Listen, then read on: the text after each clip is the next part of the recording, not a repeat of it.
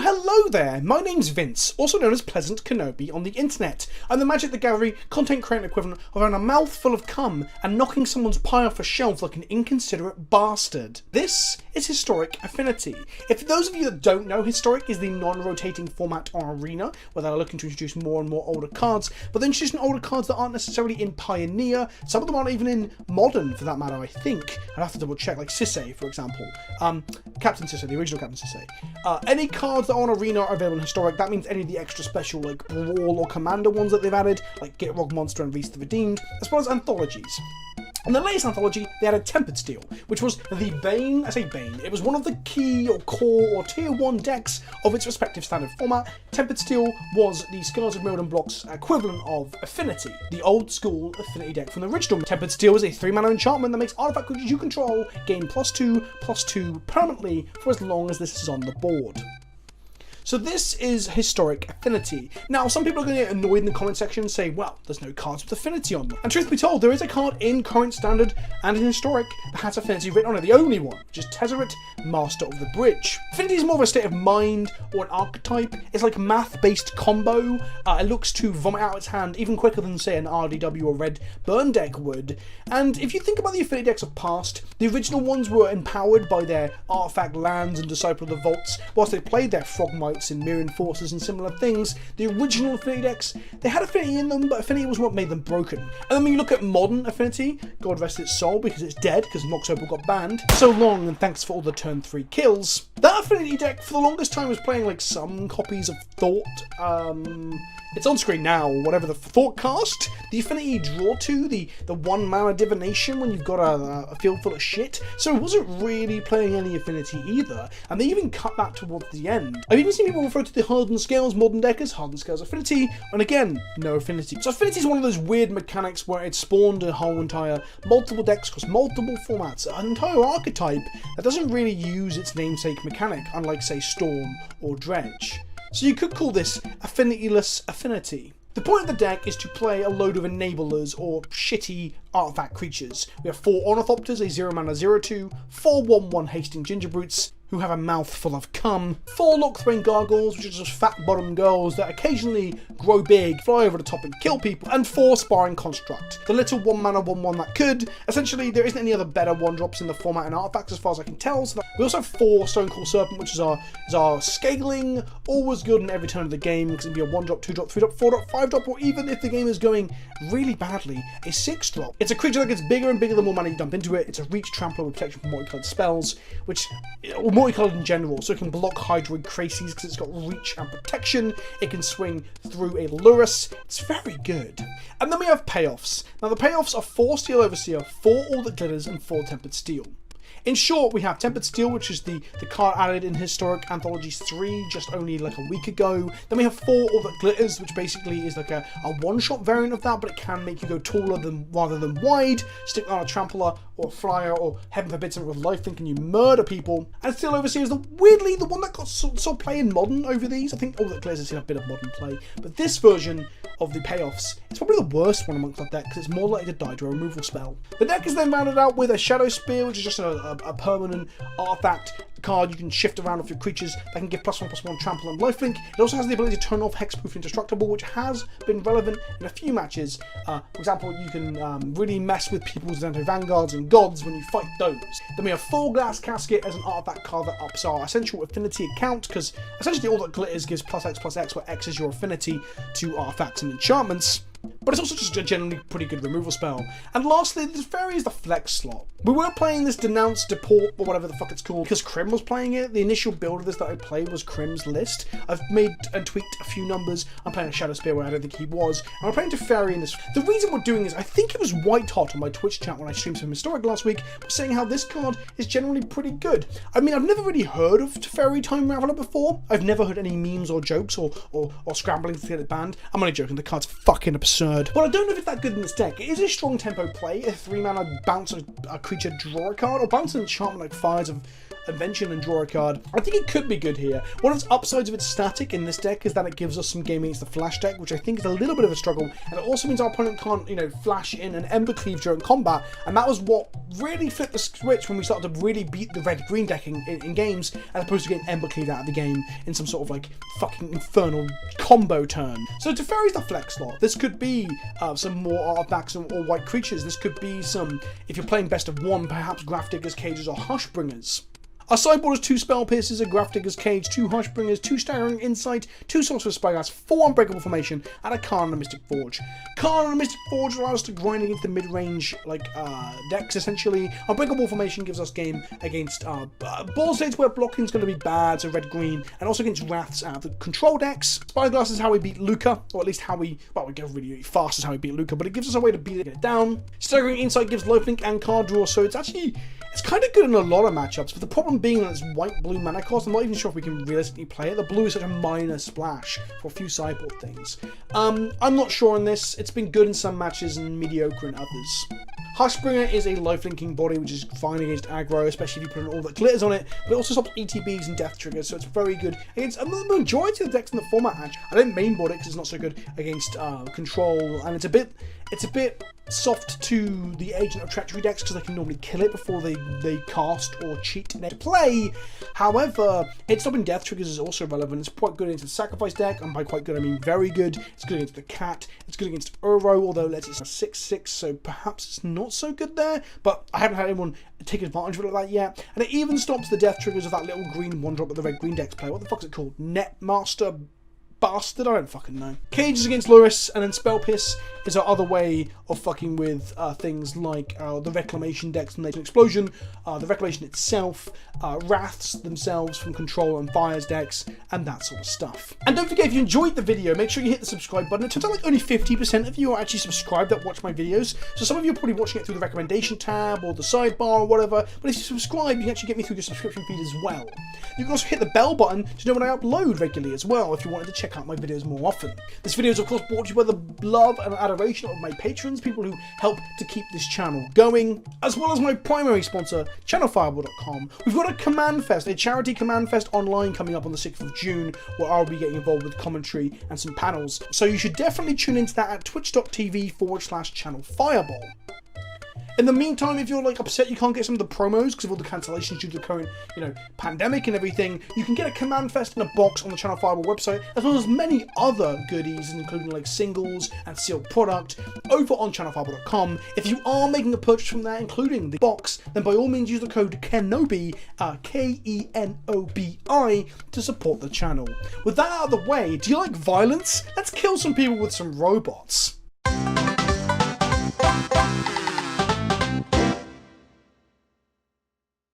Well, we loaded our first match and arena almost crashed. That's good. What against Dark Jiraiya? I have butchered that fucking name. Okay, a quick editor's note. The game sounds for just game one of these couple of matches are really loud. I think Arena defaulted my sounds back to where they were last patch or something. I don't know. I didn't have my headphones on to hear it. Luckily, I noticed the sound levels after the first game and lowered them through OBS when I was recording. But I'm sorry, I just want to apologise, it's not very professional, but I didn't have time to go and re-record more footage, and I didn't want to drop the first match, because it kind of highlights what the deck can do, even when hindered. So yeah. Look, Milk Daddy is sorry, okay? I'm sorry! Anyway, on with the robot combat. This hand doesn't really have a payoff barring Shadow Spear, and it's only a one-lander, so we can't keep it. It's also a tapped one-lander, this is bad. This is much better, we have a payoff in All That Glitters and Single Overseas, so we're going to keep this. We're going to bottom a... well, what are they on? We don't know. There's no Pokemon to tell us what they're on. We're going to bottom a Lockthwain Gargoyle. I'm going to be sad if this is mono red now because it's a much better blocker. But Serpent's better against multi-color effects. Okay. Against Adventure? I don't know. We need Ornithopter. A Stonecool Serpent on one. They shock themselves. They cast Fair Wishes, draw a card. Now they now have a 1/4 blocker. I wonder if I really have to cascade this Edgewall Innkeeper, otherwise the card advantage is really going to get out of hand. I think I do. Truth be told, on the climb from Silver to Diamond, I haven't seen a single adventure deck. So this is different. Clover from our opponent. We went up and draw a land. We kind of wanted to draw a 1-drop so we can go like 1-drop all the glitters, but we can't. So we're going to play a Steel Overseer this turn. We're going to slam all the glitters and attack now. No red source. We're not going to see a double stomp here. That could have been real bad for us. A second copy of Lucky Clover. We're going to get 3 1-1s out of this. Sure.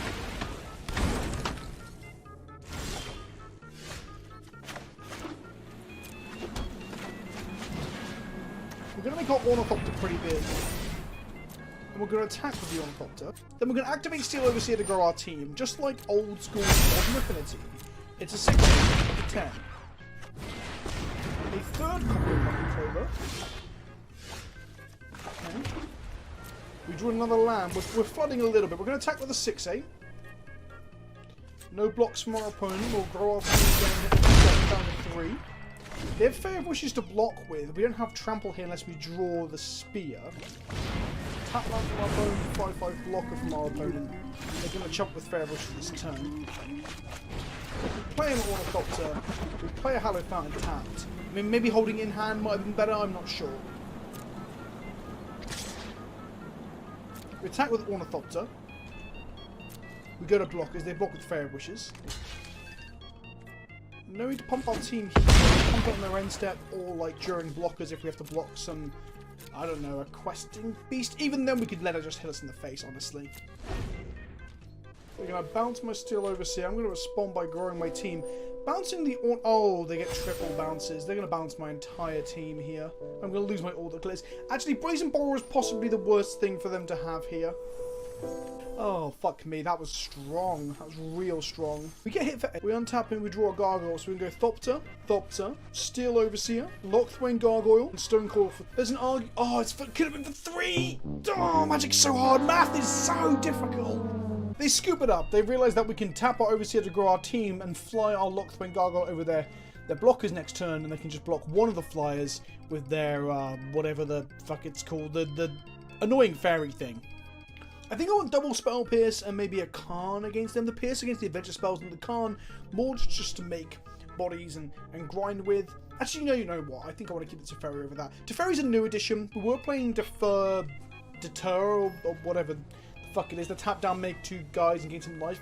Inspired by Krim, the Asian Avenger, on his initial build in the first couple of days of Historic.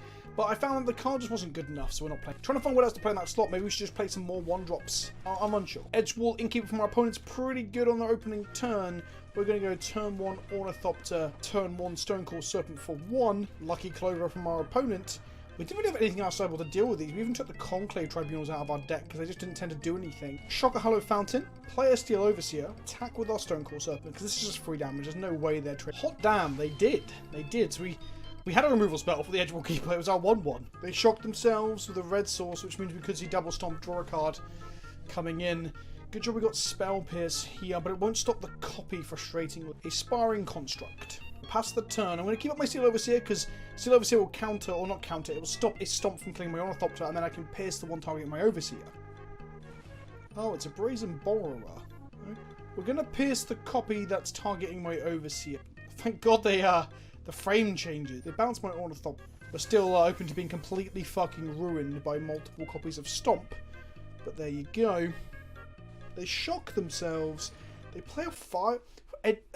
Rug fires in... If their last card is Stomp, we're probably done for. Okay, it's just a multiple wishes. Draw a card, wish twice. Seems decent. Storm's Wrath for the first one. Nicobolas Dragon God for the second. Jesus. Okay. They need to hit a land to play that, so hopefully they just won't. That'd be nice. We drew a Hallowed Fountain, which is good in some ways. A Tempered Steel would be good here to get away from the Storm's Wrath. The problem is we can... If they hit a land drop, they can go Storm's Wrath, then we obviously have all those glitters on our body, then they can play Nicobolas and blow up the body. If they don't hit a land drop, though, we might be okay. So we're going to play a Shadow Spear. We're going to play on all that glitters onto this Sparring Construct. Then they're just going to block the Sparring Construct now because they've got a Wrath coming next turn. The problem is the Sparring Construct will survive the Wrath, but it'll still be it'll lose 2 power as well. So I think it will just about survive the Wrath. It's whether or not they have another land to follow up with or not. They did. They did. Well, fuck me then, I guess. We choose to play first. We've got an Overseer and some bodies. And we've also got a way to survive a Storm's Wrath as well, or swing through a big board. We don't beat triple echoing truth, essentially, or whatever the fuck it's called, the petty theft thing either. They have mulliganed once, which is nice, I guess. Gives us a chance. I guess I'm feeling under the wheel because I haven't played against Rug Adventure Fires in Historic yet. Another sparring construct. We're going to leave with Steel Overseer though, so that when we play two bodies next turn they can both get bigger. And then we can hold up Unbreakable Formation for a good swing, or to fight against a Storm's Wrath that they've wished for or sided into. Lucky Clover. We play a Stonecoil Serpent and we activate Steel Overseer. We get in for 2. Play a Red Source. They play a Beanstalk trying to go grab a land. Well, 2 lands thanks to Lucky Clover. Both untapped. So they could have a 2-mana play here as well. Yep, they've managed to assemble Lucky Clover plus Poison Borrower for the 3rd fucking time, yet we can't draw a Tempered Steel. Bizarre chain of events, honestly, but what can you do? What can you do? We attack for 4 here, and we're at the mercy of them wrathing us before we can cast Unbreakable Formation. They cast Fires of Invention, and they go playing a blocker. Okay. Play a Sparring Construct, go attacking. They block our Stonecoil Serpent, which has Trample, but it's a 1/4, so we get through the 6 points of damage, taking them to 7. They wish with their Fae of Wishes. I assume they're getting a Storm's Wrath here to wrath our board, since Unbreakable Formation should be game. They got a Nicol Bolas for the first one. They got a Storm's Wrath for the second. They can play around the Spell Pierce they saw in game 2 here, but they're thinking for a little bit. Would they attack first, I guess? Would they bounce this back to hand by discarding 2 cards prior to the Wrath, might be the option. So they're going to cast Storm's Wrath, and we're just going to cast Unbreakable Formation. And they scoop it up. GG. Rug Fires Adventure-y. Okay, we're playing first. Our opponent's on Lurrus as their chosen Pokemon over here. We have got 2 bodies, a Payoff, and a Teferi, which is really in here to beat like Embercleave in the Flash decks, not necessarily to beat Lurrus. But Gingerbrute gets into the red zone. Blood Crypt Fervent Champion looks like it's mono red splashing black for Lurrus. Steel Overseer. I've turned into Sean Connery for some reason. Steel Overseer and hope they don't have a shock or similar for our Overseer. They shock themselves, they have a shock for the Overseer. That's back. They play light up the stage, finding 2 land. We draw a Gingerbrute. We're going to pay 2 life, play a Ginger, play a Sparring Construct, and attack. And we're going to pray to the Magic Gods we can draw a Tempered Steel because our board presence would be insane. If they tap out for a Lurrus here, we get to Bounce Fairy. They play a Gitu Lava Bouncer instead. Are they attacking or on blocks? They're on blocks. I'll play a Teferi here. This prompts them to cast things in their hand if they've got them. Lightning Strike on the Gingerbrute. Okay. We're going to bounce the Gitu Lava Runner to draw a card. We draw a Lock-Thwain Guardian. We're going to say no attacks. Lava Bouncer. They Wizard's Lightning the Teferi. So we just gained 3 life with that Teferi. That's pretty good. We drew Tempered Steel. We cast it. Do they have a shock or strike in response to kill one of our bodies? Go all attacking. Now they can double block to trade off with one of the bodies. They can then play Lurrus to replay a body next turn. That is what they do. Oh, they have a strike for another one. Okay, this isn't the attack that I really wanted it to be, but there you go. They play a Lurrus, play a Fervent Champion. They attack for 1. We get a 15. We play Gargoyle, Gargoyle, Gargoyle, and go attacking. They can block the Lurrus here to trade and gain 3 life. Or they can wait a turn and play like a body that can block forever. They decide to trade and go to 11. We put a count on one of our Gargoyles. If we draw a land, this Gargoyle can fly every turn over the top of them. They play a Lavamancer from hand. They play a Fervent Champion from hand. None of these can attack through our Gargoyles. And even if this Robber the Witch, they can block a flying Gargoyle. We drew another Tempered Steel, so we're just going to play it. And then slam in. Nope. Okay, they've seen enough. Double Tempered Steel with a load of 1-drops is pretty good. We've got 1 body, 2 bodies, including Hushbringer. That's more of a sideboard card. Blood Crypts tapped. They hit us with the Fanatical Firebrand. We drew a Gargoyle, which is perfect because we couldn't have played our 1/1 Stonecoil Serpent onto the board to get zapped by the Fanatical Firebrand.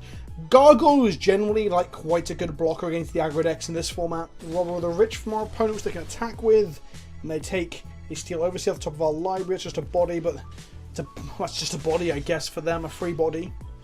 We're going to play a Stonecoil Serpent for 2 here that I'll probably trade off with the Robber if they attack with it. And then we're not going to attack. We're on the defensive here. Playing Steel Overseer just to have it die would have done nothing. Stonecoil Serpent eating a removal spell, then freeze up our... Yeah, there we go. Steel Overseer to survive.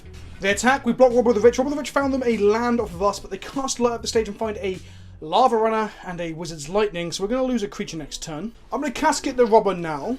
This reduces the card advantage, just gets rid of like a 2/2 reaching creature from your flies later, but it's not looking. Lava Runner from our opponent, which is likely to kill our Gargoyle.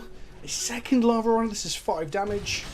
We go Hushbringer to steal Overseer, but it may not be enough. Hushbringer can block the Fanatical Firebrand, I guess, and attack to gain us some life. If we get to stick the enchantment on it, all that glitters, then we get to hit them for a whole bunch. No blocks, take 4. They can also, with another land, they can go Lurrus, shoot the Hushbringer, replay Fanatical Firebrand, shoot the Hushbringer. They can also shoot the Steel Overseer here and replay the Fanatical Firebrand next turn. Yep, not looking good. Oh, they have a strike for the Hushbringer as well. They can go Lurrus into Pinger here. We can then sack this for food to gain 3 life. And then hopefully draw another casket for the Lurrus. But then we've got a Visionary Pyromancer. The Hushbringer's already dead. That's going to shoot us for 2. Yep, looks like we're dead. We go to blocks. We activate Gingerbrute and gain 3 life. Go to 7 total. They play the Shieldbreaker we knew about. They play a Clifftop Retreat. We drew a Stone Coil Serpent, which honestly really isn't too bad here. I don't shock myself. I pay 5 mana for my Stone Coil Serpent. We need to draw like literally the Spear. Shadow Spear here to equip our Stone Coil Serpent to then be able to block and gain life. Otherwise this turn they lose a body that they can replay with the Lurrus, a Hasting Body, or even a Viashio Pyromancer. We take 6 here and go to 1. They have so many options to kill us. They can actually just go Lurrus, make the Fanatical Firebrand out of the graveyard actually, so we are just dead. We have 3 bodies in a casket, that's not good enough. We look into a no-lander. We move into a 2-lander with some payoffs and a body. If we can get this Lock-Throwing Gargoyle to be big enough, they're never going to be able to kill it. We're going to keep this. We're going to bottom... Oh, I don't want to bottom Tempered Steel, but we kind of have... I guess at this point we're just looking to dodge Embereth Shieldbreaker on our Gargoyle. Make it big, stick a spear on it, and just like hit them a bunch. That's our game plan, essentially. Lava Runner. All that glitters. No attacks because of hasty creature. If we block the Lava Runner here, what happens? They play a spell, maybe a Wizard's Lightning, then play a land. No, I'm going to take 1. It's not worth losing this body here. If we lose this body, we lose the game. They did that for light up the stage. They've got a Lava Runner and a Pyromancer. Clifftop Retreat, second Pyromancer. Okay, I keep calling it Pyromancer. It's a Lavamancer. We play a Gargoyle. We play a Shadow Spear that we can equip next turn. We now have 4/7. No attacks. Ideally, you want to draw a land next turn. So we can go land, Gargoyle, equip Shadow Spear. And like I said, we're just trying to dodge the Shieldbreaker. The Shieldbreaker on our Gargoyle probably means that we lose on this one looking to 5 against red. Sacred Foundry shock themselves. They have access to 3 mana. 3 Wizard's Lightnings combined would be really bad for us. Viashio Pyromancer shoots us in the face for 2. And a Fanatical Firebrand, putting 1 damage on the board. So at the moment this dice double Wizard's Lightning plus the Firebrand. We equip the Shadow Spear here. We're less likely just to have it die to double burn spell plus Fanatical Firebrand. I'm then going to attack with a 5/8 life-linking Trampler. Because that life point swing, taking them to 11, taking us to 20 is probably worth it. Next turn we can go Glass Casket to get rid of a problematic creature, perhaps even a Lurrus. Or if we play a land, we can get If we draw a land, we can get Gargoyle plus Casket down to grow our Lock-Twain Gargoyle even bigger. Robber of the Rich. Okay. Lava Coil. Ooh, so this was close to dying. They attack for a whole bunch here. They put Steel Overseer into the Exile Zone. And take us to 11. We draw a Steel Overseer. I play Glass Casket, exile the Robber of the Rich because it's card advantage and it's got reach and it's got haste. And then we get in for 5, taking us to 16 and them to 6. They play a Lurrus, which is a lifelinker. That is relevant. They shoot us for 1 with the Fanatical Firebrand and replay it. It's just 3 damage every single turn. They attack for 8. We draw a Stone Coil Serpent, so we're going to play it for 1. Then we play a Lock-Twain Gargoyle for 1. Then we're going to attack with a Locthwain Gargoyle, which they have to block with Luris here, which means they can't replay the Firebrand next turn. They go to 1, we go to 50. It's looking pretty good. Kill our Stonecoil Serpent with a Fanatical Firebrand. Cast Fear should have promised it. If they played like the Steel Target Creature spell, whatever it's called, and stole this, I mean, it wouldn't be as big because all the glitters. Oh no, it does. It affects them for my permanence, so they could have killed us with that. What's it? It's Cradle Snatch. What's it called? Steal your thing and twat you with it. That card. They're good gamed. They played a Sacred Foundry, and they scooped it up. Affinity. We choose to play first. Winning the die roll's good. We've got 2 payoffs in Steel Overseer and Tempered Steel. We've got a body, a removal spell, and a Teferi. I'm going to keep it. A 3rd land will be great. We go Island into Sparring Construct. Our opponent is called Punk and doesn't have a Pokemon. We do have some very nice sleeves though. Drowned Catacombs tap from our opponent. We're going to go Plain Steel Overseer. Blue Black means we're probably going to see some relatively good removal. The great thing about this deck that we're playing here is that if we play Tempered Steel, we can actually play Stonecoil Serpent for 0 because it comes in as a 2/2. So we can go Glacial Fortress now. We can play Stonecoil Serpent for 0. Confirm. Oh, I did it the wrong way round.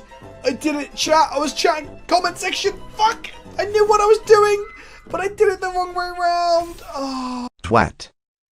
I literally just explained what happened and I played it the wrong way round. We now have 3 less points of damage on the board. Next one, 4 less points. Diligent Excavator from our opponent. We're going to just bounce that back to hand with Teferi and swing for 5. Oh my god. Magic is really hard sometimes. I guess actually I swing for 8 here because then we can kill them with a All That Glitters attacker next turn. Even if they have a block like Diligent Excavator. Looks like I'm not going to be punished for my huge fucking punt. But I knew what I was doing, but as soon as I had to explain it out loud whilst doing it, I fucked it up. Lazav the Multifarious Surveils 1. This looks to be like the Historic combo deck. The one that uses the Abzan card, but they're blue, black, white. So maybe I'm wrong. They are an Uro deck, as we see there. They're on 7. All we need to do is just play Tempered Steel and they don't die. Actually, don't die here. No, they do die here. We have a Glass Casket for the Lazav, the Multifarious. Right, okay, we were not punished, so that's nice. They're a creature-based deck. TB is going to bring in the Hushbringers. Going to bring in the Grafton's Cage. This hand is considerably slow, but we have a removal spell for their combo pieces and 2 Steel Overseers plus glitters, so I'm going to keep it. Like I said, it's slow, but it has a chance to have, like, oh, okay, we drew a 1-drop, so it's sped up significantly when we get to play this. Shocking. We're going to play a Diligent Excavator here. We're going to play a Plains and play an Overseer. I think letting the Excavator survive for 1 turn won't hurt us too much. Then next turn we can shock the Hallowed Fountain, play Glass Casket and Grafdigger's Cage. Or some other combination of one of our 2-drops plus a cage. I'm still not quite sure what our opponent's on. I managed to ignore the whole like Kethis combo era of Standard quite a bit. I bragged about the fact that I didn't know what was going on. Oof, they have Oath of Kaias in their deck. Okay, good to know. Yeah, they're definitely some form of like 4-color Kethis combo, 100%. We're going to pay 2 life. We're going to play a Hushbringer to stop ETBs. We're going to play a Grafdigger's Cage as well to stop them from cobbling out of the yard. And then we're going to pass the turn. As you can see, this deck with Hushbringers and Grafdigger's Cages feels like a bit like a D&T deck. I guess, actually, I'm just really playing sideboard cards, right? I guess D&T is just a collection of sideboard cards. Oath of Kaya from our opponent. I wonder if they'll kill my Hushbringer. I assume they will. Steel Overseer lives to fight another day. Second copy of Fibblethip. We drew a Glacial Fortress. We're going to play Glacial Fortress. We're going to conserve our casket for a copy of Lazav, I think. I could have sworn it became hexproof or someone. We had a 69 Locthwain Gargoyle there for a second, but Steel Overseer was like, although that's nice, we need to get bigger. We need to get fucking swole. Is Steel Overseer just a gym instructor? Look at the abs. Look at those fucking abs. From our opponent. I guess if they play a Lazav and turn it into like a... Well, there's nothing scary in the bin for them to turn it into at the moment, honestly. Oh shit. Urza's Ruinous Blast. Not like this. That is really bad for us. We have no follow-up. I wasn't expecting a Wrath out of them. Oh no! We need to draw a body, and we need to draw a body fast. Bad thing about Urza's Ruinous Blast is it's exile on all non-permanents. That means that we can't even play our sideboard deck against it. And they drew a Kethis, and they cast an Uro. And they can get mana off these Mox. Oh god, this might be game. There is one Mox Amber and an Emery in the bin, so they might be able to do something this turn. Wait, they had mana for a Sorin? Mox Amber this turn as well. This ain't good, my friends. This ain't good. They exile 2 more legendaries to continue comboing with Kethis. The Mox Ambers that are in the exile in the graveyard. They play the second one, which gives them another mana. We're going to casket the Kethis next turn, but they put a Kethis into the bin here with that mill or something, so that Sorin can bring that back a turn from now. It's kind of clunky. They put a Mox Amber into their hand with their Teferi. They recast it, milling themselves again and netting. Yeah, they're just going off. They're just popping off the chain over there. This is the best combo deck in Historic if you don't include Luca. In terms of, wow, it's probably the coolest, most elaborate one. Fun fact, I actually had some Thalia in the sideboard because I was fearful of this combo alongside a few other combos that involve casting spells, like Mox Ambers and Planeswalkers, for example, in this instance. But we cut them because they just end up not being that good in other matches. I know, it sounds like heresy, doesn't it, to cut Thalias. Play another Teferi, bouncing the Mox Amber to their hand. Maybe they'll deck themselves. Maybe we can still out and they'll deck themselves. They only have 12 cards left in them. They can just start milling me instead. 9 cards left. I don't know what their end goal is. Just an insurmountable board advantage? Is that it? They cast an Emery here, which is going to deck them. Oh, the last card in their hand is going to be Laboratory Maniac. Baby Sister, right? Thassa's Oracle. Guess they've got to mill themselves a little bit more before they can play the Thassa's Oracle. Wait, no. They can just slam Oracle now. They have the Devotion to Blue of 1, 4, 5, 6 with the Oracle. Cards left in the library, so maybe the last card isn't Oracle. I guess you can't play Oracle out of the graveyard, so getting into hand's kind of difficult, right? Maybe that's not the moving part that... Just having a Jace in the deck to get out of the graveyards. Their library is now empty. I guess actually you put Thassa's Oracle in the bin. Oath of Kaya. Sure. Now they start milling me. Can they loop Oath of Kaya's to kill me? Seems kinda rough. Can they loop Mox Ambers and Kaya's to kill me? They have 33 cards and maybe they can just mill me out. But I'm sat here ready to see if they can. As far as I can tell, they're playing what, 1 copy of Urza's Ruinous Blast and they drew it. That's kind of upsetting. They beat up my Teferi there in combat down to 1. They're still looping Mox Ambers. They're still milling me. I've got 38 cards in my library still. I guess they can loop Mox Amber at minimum of 10 times. That's 20 cards. It's just not enough, is it? Oath of Kaya. Maybe they can loop Oath of Kaya enough times to burn me out. I'm not sure. 30 cards in graveyard. Not all of them are legendary as well. Some of these are lands cast down. Teferi counts as legendary now, for those at home wondering. Don't forget, Planeswalkers are legendary. We're on 11. We've got 30 cards in the library.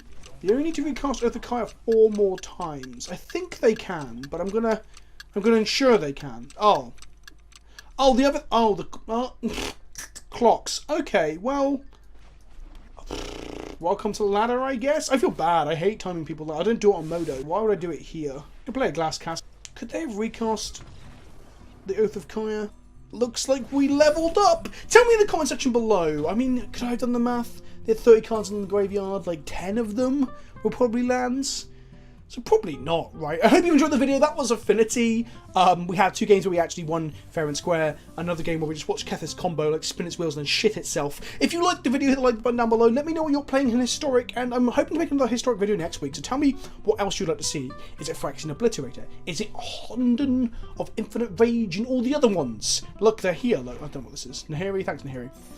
And Burial Rites, Mirari's Wake, War of the Worm, Big Green Ulamog. You tell me, and the most popular one I'll probably make a video of. Ta-ta for now.